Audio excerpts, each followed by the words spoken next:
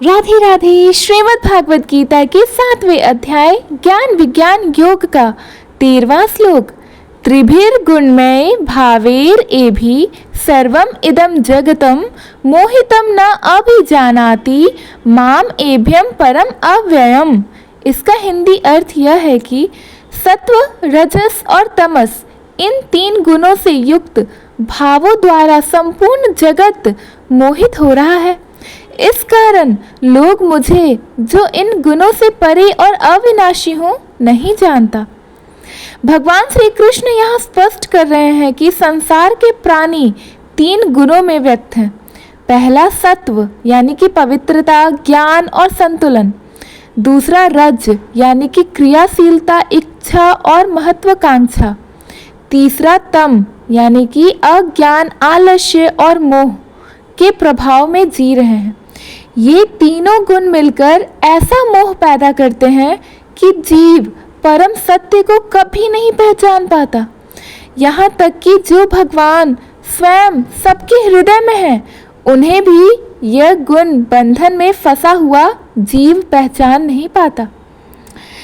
3 रंगों की चादर होती है। बहुत समय पहले एक ऋषि ने अपने शिष्य को 3 रंगों की 3 चादर दी थी। सफ़ेद चादर सत्व का प्रतीक था, लाल चादर रज का प्रतीक था और काली चादर तम का प्रतीक था।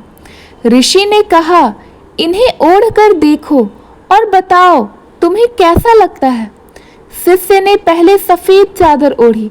उसे शांति, सुकून और सुख का अनुभव हुआ। फिर लाल चादर, उसे उत्साह, दौड़ भाग और महत्वाकांक्षा का एहसास हुआ।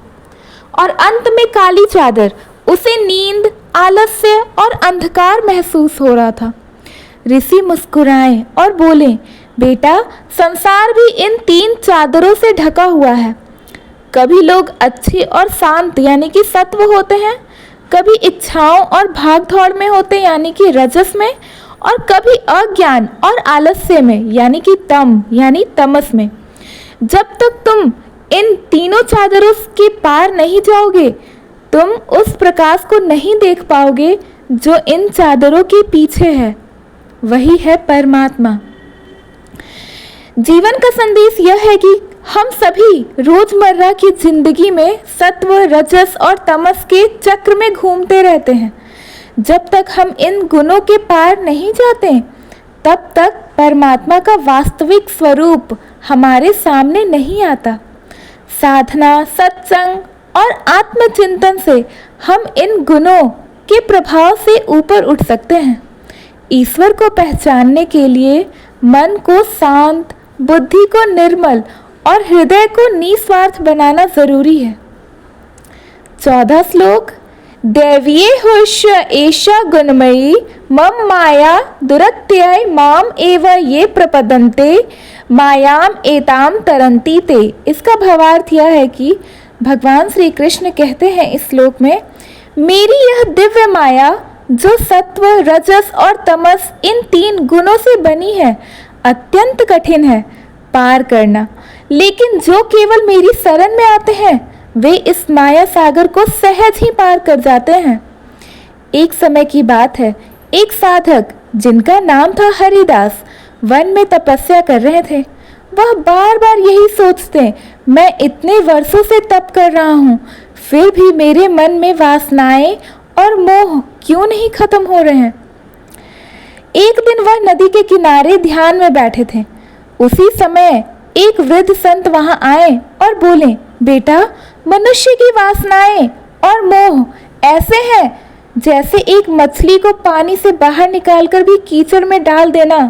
वह तड़पती तो है, पर कीचड़ का मोह छोड़ नहीं पाती। हरिदास ने पूछा, तो उसका उपाय क्या है? संत मुस्कुराए और बोले, माया को अपने बल से हराना असंभव है। जैसे अंधकार को दूर करने के लिए दीपक चाहिए, वैसे ही माया से पार पाने के लिए केवल भगवान का शरणागति दीपक चाहिए।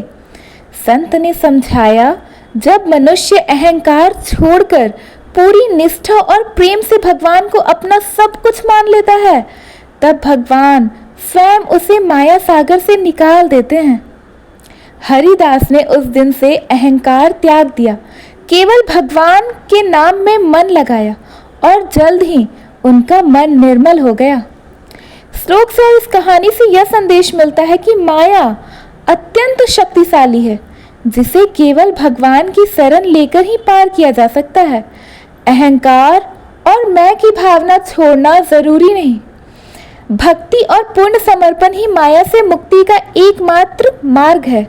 जैसे नाविक बिना नाव के समुद्र पार नहीं कर सकता, वैसे ही जीव बिना भगवान की शरण के संसागर से पार नहीं किया जा सकता। धन्यवाद। अगर आपको श्रीमद् भागवत गीता के 7th चैप्टर के ये दोनों श्लोक का हिंदी अर्थ समझ में आया तो प्लीज़ हमारे वीडियो को लाइक करें, अपने फ्रेंड्स फैमिलीज के पास शेयर करें और नए हैं तो हमारे चैनल को सब्सक्राइब करना ना भूलें। राधे राधे, हरे कृष्णा, श्रीमन नारायण। धन्यवाद।